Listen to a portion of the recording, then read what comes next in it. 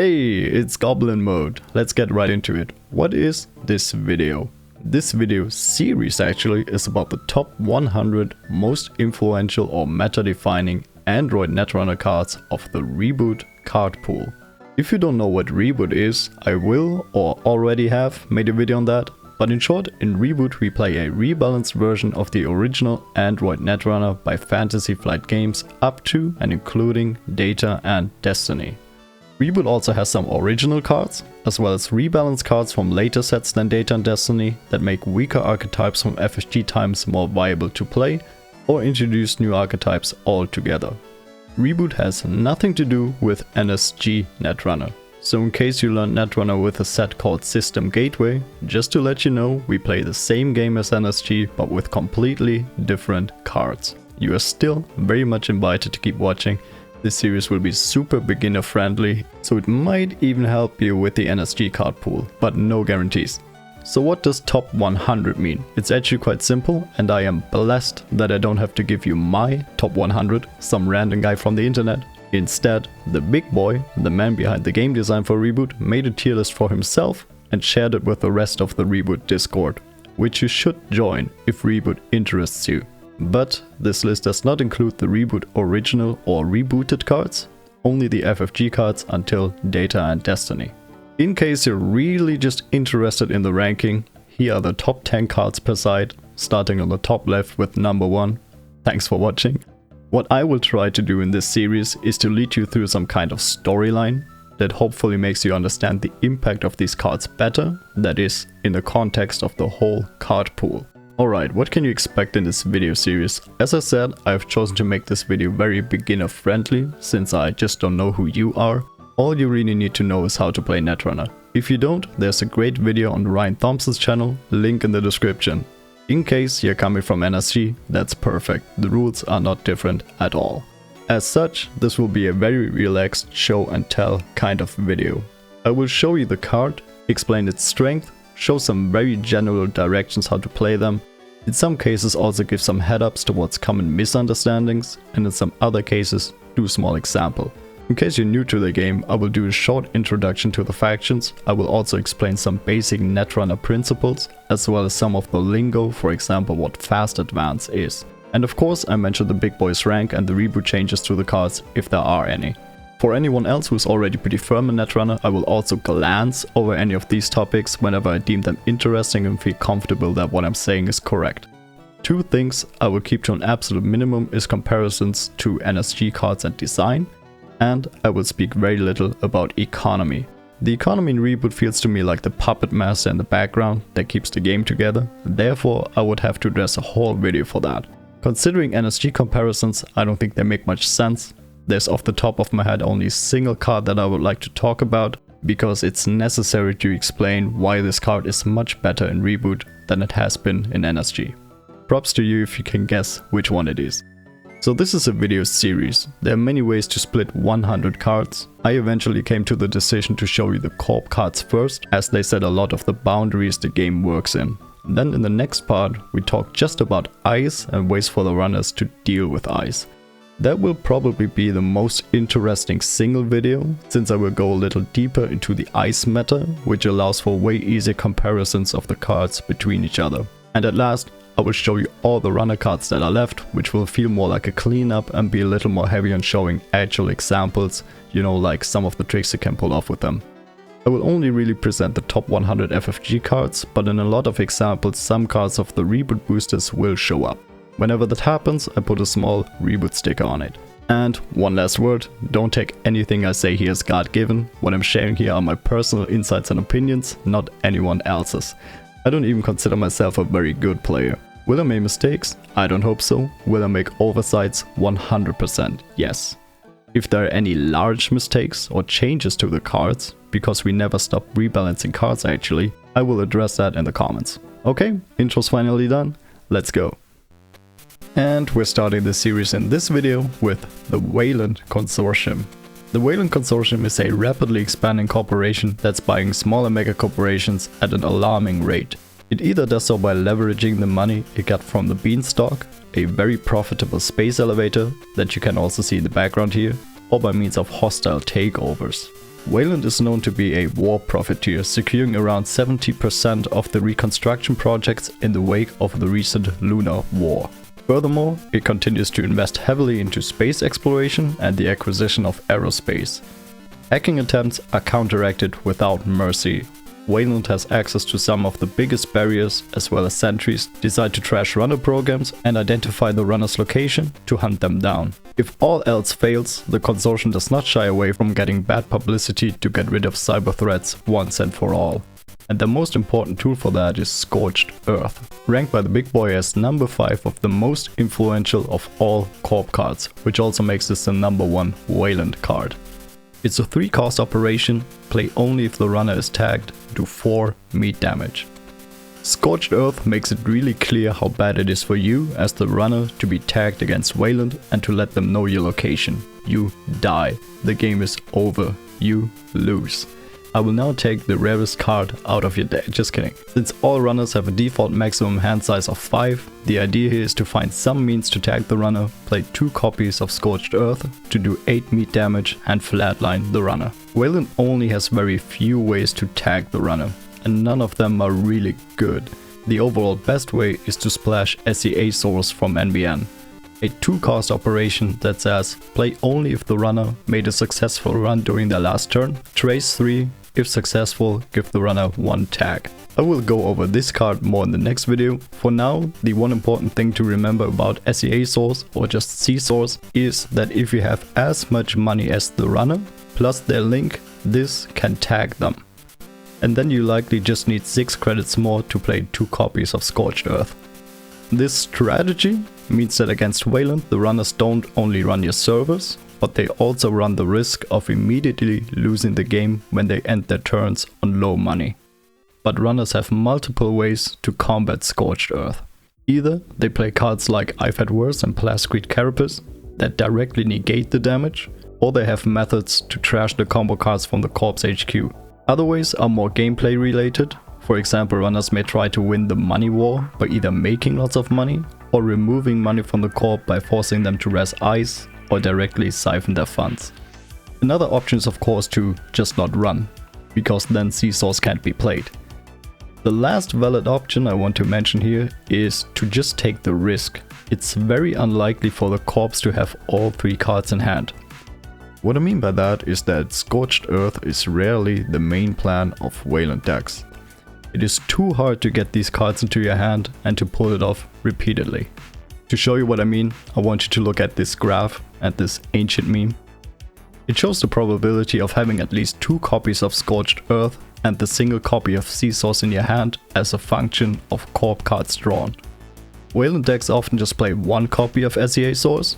The reason will be given by the next card I will show you in a minute. To get a 50% chance to have the combo in hand, which is a completely artificial value, I'm not a statistics person, but to get a 50% chance you would have to draw 33 cards out of your deck. Without a draw action, that would happen on turn 28. That is way too late. This also shows you why corps have to score agendas. I can already tell you as much, dedicated kill decks that do not care about scoring do exist in Reboot. None of them are particularly good. The main plan of Reboot Corps is scoring 7 points, even Personal Evolution, which is known to be the damage identity. This graph looks actually quite terrible. I didn't know that myself. Sometimes it's really worth it to do the maths. It also proves that the earlier the game, the more runners might just fully ignore the threat of Scorched Earth. NBN, for example, has way better ways to tag the runner, and that's mainly the reason that Scorched Earth is now at 5 influence, so that this strategy is mainly contained within Weyland and can only be exported at a hefty influence cost. And I already told you, corps have to score agendas, and there's one agenda that puts this all back together for Weyland. And that is Project Atlas. An agenda that has to be advanced 3 times and deals 2 points. We call that a 3-2 agenda. It says when you score Project Atlas, place 1 agenda counter on it for each advancement token on it over 3. So just to explain this, if you score this with 3 advancement counters on it, it only gives you 2 points. It does nothing else. But with each advancement counter more than 3, Project Atlas gains 1 agenda counter. For example, it gains 1 counter if you scored like a 4-2, 2 counters if you scored like a 5-2, and so on.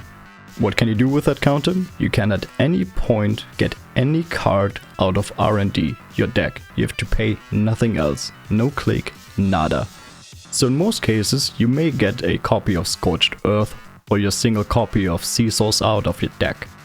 Let's go back and look what a single Atlas counter does to the chance to have the kill combo available to you. Should be quite obvious that of course it increases the chance, and as you can see, it's by a lot. Instead of having to draw 33 cards to have a 50% chance, you now need to draw only 19 cards. And the slope is larger, until around I would say 25 cards drawn.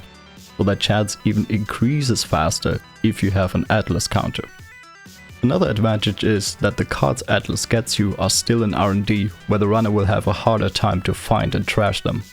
So what happens with an Atlas counter is that it skyrockets the threat. You don't actually need to do it, just the threat of being able to play double Scorched Earth and end the game, which immediately constricts the runner into not being able to run anymore as freely if they have around 6 credits less than the corp. All of that makes Project Atlas pretty amazing. What if I told you there was even more to it? Because you don't necessarily need to get only Scorched Earth or Sea Source. If you see a scoring window, especially for your last agenda, you may just get that agenda from R&D and put it into your remote. The scoring window is something we call a situation where the corp feels safe to put an agenda into a remote server because the runner might not have enough money or the right icebreakers to get into that server. And in case you're already on 6 points, you can get a 2-1 agenda and win immediately without needing a scoring window at all. So just to recap, an Atlas counter often actually just widens your scoring window in the mid to late game, lest they get hit by double Scorched Earth. But at the very end, when you see your chance to get your last points, you don't need the kill threat anymore, because you win, and instead get the last agenda or a fast advance tool to close the game that way. And that's in my opinion also a better way to think about Scorched Earth. It's not a dedicated kill card to hunt the runner, and it's not even an accidental secondary win condition by itself. It instead widens your scoring window just by existing. There are also some rarer use cases for an Atlas counter, like drawing a high impact ice when you need it. I also remember a game where I ran an empty HQ just to get a successful run, and the core player got a snare from R&D which I then had to access and lost to net damage. Overall, Project Atlas is an insane card, the best 3-2 agenda in the game that you still however desperately want to score at least like a 4-2 or even a 5-2. Don't forget you can get 2 counters on this, which might be possible in the early game when the runner doesn't have all their breakers. And since I just showed you the card, let's continue with it. Hostile Takeover, a 2-1 agenda. Let's talk about that for a second. An important thing about 2-1 agendas is that on click 1 you can install them, click 2 and 3 advance them, and then immediately score. Scoring an agenda on the same turn you install them is what we call fast advancing. And fast advancing is really strong because the runner then cannot steal the agenda from a remote server, which might be vulnerable. On top of that, you only need to really score 6 points, for example 3 2-point agendas. I say that because scoring a 2-1 agenda is so easy to do that it's hardly comparable to scoring an agenda the normal way. The single point it gives you is almost guaranteed when you draw it. Alright, we have established that a 2-1 agenda is a great stat line to win the game, but boy, we aren't done here. This card also has an effect. When you score Hostile Takeover, gain 7 credits and take 1 bad publicity. This card nets you 5 credits when you score it, because you have to spend 2 to advance it. And since all of that is a little much, this card also gives you 1 bad pub when scored. If you don't remember what that is, the runner gets 1 credit on every single run for each bad pub the corp has. And the runner can spend that bad pub money only on that run. If they don't spend it, it's removed again. So if you score Hostile Takeover early, it gives you the money to res more cards to defend your servers, but the longer the game goes, the more the bad pub will add up and slim your chances of winning. So just to recap, it's an amazing finisher agenda because it's a 2-1. If you score it early, it gives you money to advance your board state, but you also don't want your games to go too long because the bad pub for the runner will add up and make them stronger turn after turn. All in all, this makes Hostile Takeover the best rush agenda in the game and defines the playstyle in a lot of Weyland decks. The rush archetype is, as the name suggests, interested in scoring 7 points as fast as possible to not let the game become too long for the runner to catch up. And guess what? That's still not all about this agenda. This is Archer, one of the strongest ices in Reboot, which we will talk about more in the Ice and Icebreakers video. This ice leads you to forfeit a scored agenda to res it. And because Hostile Takeover is so fast and easy to score, and leaves the runner little to no counterplay, and only loses you a single point when forfeited, this is the perfect target agenda for Archer. Coming to one of the Reboot bloomers really, Posted Bounty. Previously, in FFG times, this was a 3-1 agenda and has seen virtually no play. In Reboot, this card has been buffed to become a 3-2 agenda and is the only 3-2 next to Project Atlas in Weyland. And now, this card is everywhere. Let's talk about 3-2s for a second. 3-2 agendas are great for 3 reasons. Number 1, if you look at how many points you get per advancement counter, 3-2s have the highest ratio of points per advancement counter, meaning you get the most points for your clicks and money. Number 2, 3-2s are, with help, fast advanceable. It doesn't work as easily as with 2-1s, because for 3-2s you need 4 clicks, 1 to install, 3 to advance. However, we will later see some fast advance tools that will give you an extra click or an extra advancement token or something similar, and then 3-2s are the prime target for these effects. Number 3, they are no advanceable. No advance is what we call it when you install the agenda, do not advance it and end your turn. That leaves the runner in the dark if you just installed an agenda in your remote or something else. Then on your next turn you can with 3 clicks fully advance the 3-2 agenda and score it. So an empty 3-2 agenda, an agenda that only makes 2 points and doesn't do anything else, is already pretty good, which is another reason why Project Atlas is so amazing. But this one, Posted Bounty, also has an additional effect. When you score Posted Bounty, you may forfeit it to give the runner 1 tag and 1 bad publicity.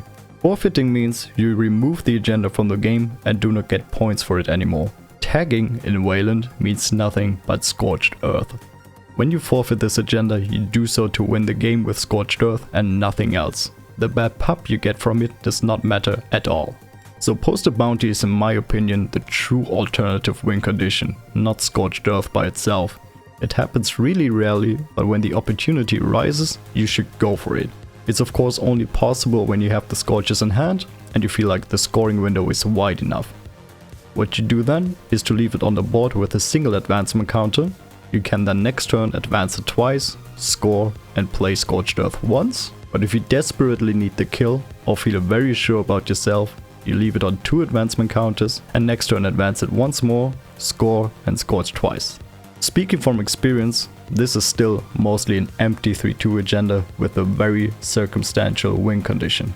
But having another 3-2, even if it does nothing else, is just so good that even Weyland decks that do not play Scorched Earth consider playing Posted Bounty. Coming to our last agenda for today, Oaktown Renovation, a 4-2 agenda. It says install Oaktown Renovation face up. This is a condition that only very few agendas have, and they are all in Weyland. That means of course that the runner knows what it is when you install it. Back to the card, whenever you advance Oaktown Renovation, gain 2 credits.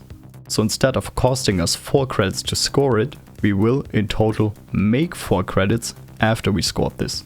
An important advantage here is that this card can be scored when we are on very low credits. Just 1 credit is enough.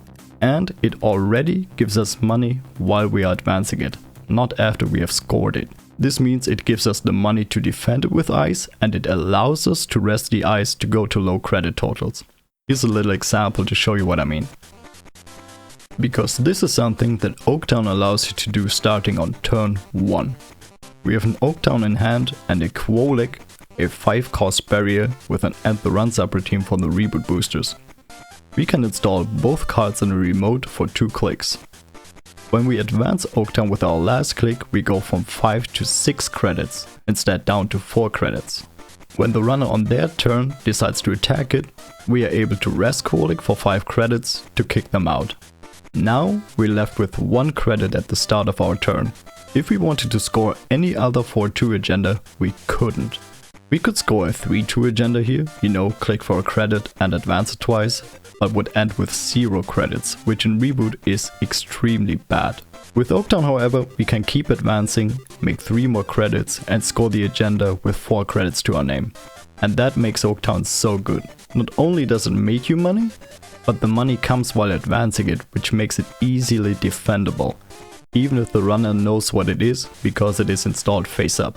That is one reason why being face up isn't much of a downside. Another reason is that because this is a 4-2 agenda, it has to be advanced before you end your turn. And because Weyland plays little to no advanceable assets or upgrades, it becomes clear to the runner that you just advance an agenda, face up or not.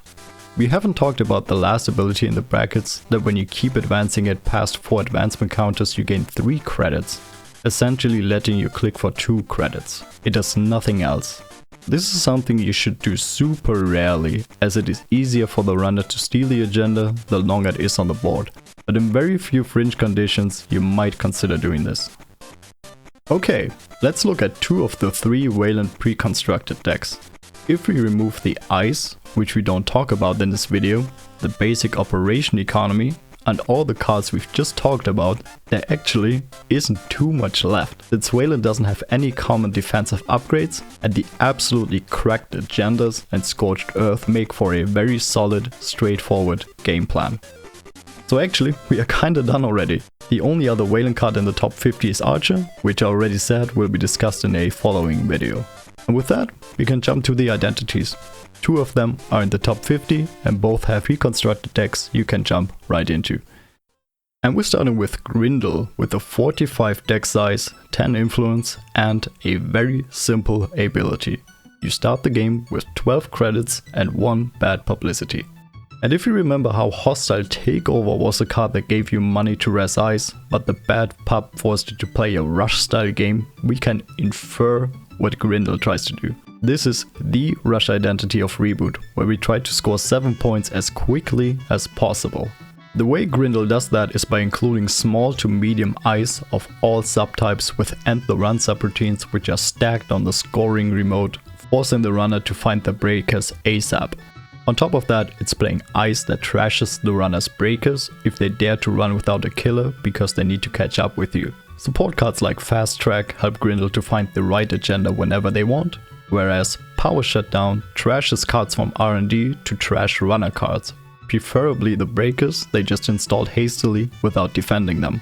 And because Grindel trashes its own cards for the runner to find and often leaves central servers open, the pre-constructed deck is also called YOLO Grindel. Historically, this type of deck was called Super Modernism for reasons unknown to me. There's a link to the 2.1 Reboot podcast in the description, where this type of deck is more explored. Another way to stop the runner from catching up to you are cards like Snare to punish central accesses and to tag them. And of course, you're playing the other typical tagging tools as well, followed by the good old 1-2 combo where the runner runs out of steam while trying to catch up with you. The other identity in the top 50 is Blue Sun with a deck size of 45 and 15 influence. And Blue Sun is the polar opposite of Grindel. In Blue Sun we go really slow, we protect all centrals, and we might not even play Scorched Earth. Blue Sun does not play the small ice, it plays the big ice. The really big ice. In fact, the biggest ice out of all identities across all factions. And by Blue Sun's ability itself, that doesn't work too well at all. The ability reads, when your turn begins, you may add 1 rest card to HQ and gain credits equal to its rest cost. So you could res a big ice and on the start of your turn put it back to HQ and get the rest cost back. That is not great, because installing the ice again costs clicks and often money as well. Blue Sun works because I lied to you. There is one other Weyland card in the top 50. That was quite an oversight. Oversight AI is an operation you see almost exclusively out of Blue Sun. It costs 2 credits to play and says, res a piece of ice ignoring all costs, and install Oversight AI on that ice as a hosted condition counter with the text, trash host ice if all its subroutines are broken during a single encounter. This is a pretty high risk, high reward type of card. How it works is, you play and install it on a face down ice to res it for free. Then on the runner's turn, they can try to break it, which is of course harder to do on a big ice.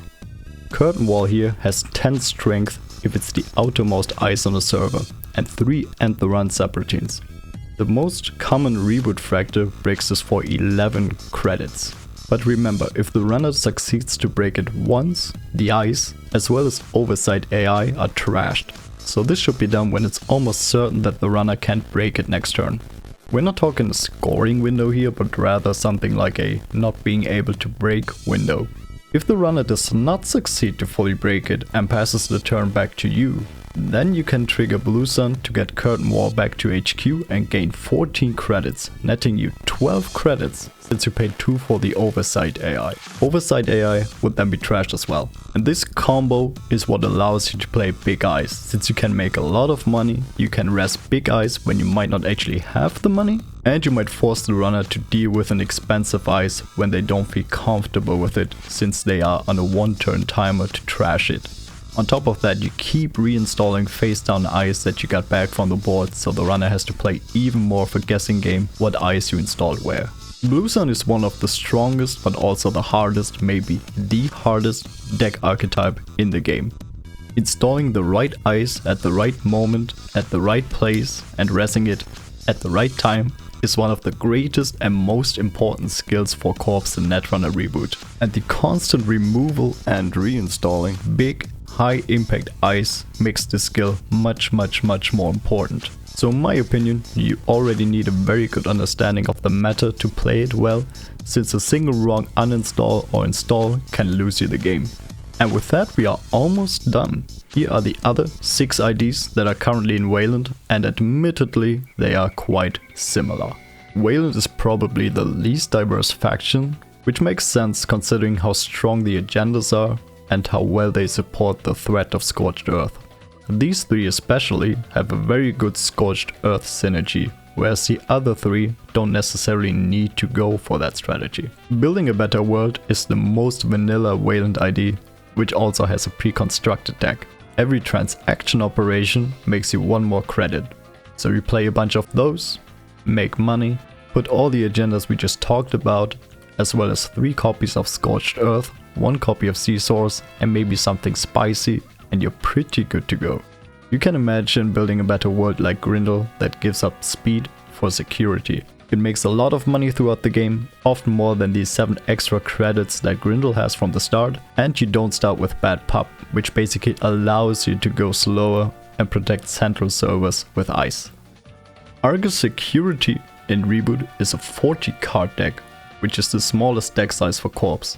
Some say that's worse because agenda density, the amount of agenda cards per deck size, is slightly higher than in a typical 45 card deck with 1 or more 3-point agendas. Others say it makes the deck better because a 40 card deck doesn't have to include the 5 worst cards the larger decks would have to include. Argus has roughly the same game plan as Building a Better World, but instead of making you money, it taxes the runner with 1 tag or 2 meat damage on every stolen agenda. For Sea Source, that doesn't make much of a difference, since for that you only need a certain credit difference between Corp and runner. But Argus is already taxing, and so it's more interesting to keep doing that and to keep the runner poor. So instead of Oaktown that makes you money, you might play an agenda like Armed Intimidation, which costs the runner resources when scored. And instead of big and the run barriers, you might play more taxing eyes like Data Raven. The main idea is that if you can tax the runner enough, they will eventually come into a situation where they can't pay for another tax, and then the runner will really start to hurt. I like Argus, it's probably my favorite Weyland ID because it feels very aggressive to play. Next up, Titan Transnational has a deck size of 45 and now 12 instead of 17 influence. Titan has been, in FFG's history of the game, one of the best Weyland identities. Now it's still pretty good. And if you look at the text, whenever you score an agenda, you may place 1 agenda counter on it. The reason should become quite clear. This ID is asking you a question which has 3 answers. The first answer is Project Atlas. Titan always makes you an Atlas counter more. Even if you just scored as a 3-2, you get 1 counter. The second answer to the question is your second copy of Project Atlas. You really want to score these. And the third answer to the question is your third copy of Project Atlas. I hope I made the argument clear in this video how important these counters are to win. For that, Titan is lacking the money or the tax of the previous 2 IDs. It can however play other agendas that also make and use agenda counters and for example sell these to Mark Yale for money. But the guaranteed Atlas counter is really where it's at. Because of that, Titan can be played for example as a rush deck since you're more likely to get the cards you need at any point to leave the runner behind. The increased consistency that Atlas counters create makes this also probably the best idea in Weyland to build a dedicated kill deck. Next up, because we built it. With a deck size of 45, a whopping 22 influence, and it gives you a single credit every turn to advance ice? Yeah, I don't know. In Reboot this has now 7 extra influence, which is a good indicator that this ID isn't that great to begin with and can be fixed well by changing a single value on the card. A card we will talk about much later and is played often here is Trick of Light, which lets you fast advance 3-2 agendas if you have advanced cards, for example Advanced Ice. Some of the advanceable Weyland Ice isn't even that bad. The Reboot boosters also gave rise to 2 cards that profit from Advanced Ice, as well as IPO for example, which is probably the best money operation besides Hedge Fund but costs 2 influence that because we build it is more able to splash. One interesting version I have seen of this in the past is a remoteless version. Decks that don't build a remote server at all and just fast advance all agendas with Trick of Light and Biotic Labor, which is possible with Posted Bounty as a 3-2 and Adaptive NetBrains here, which can become a 3-2 if there's a card with 4 advancement counters on the board, which could be Ice. And yes, this agenda can be played in Weyland and Jinteki, which is a Reboot exclusive thing. But yeah, 22 influence, probably a deck builder stream.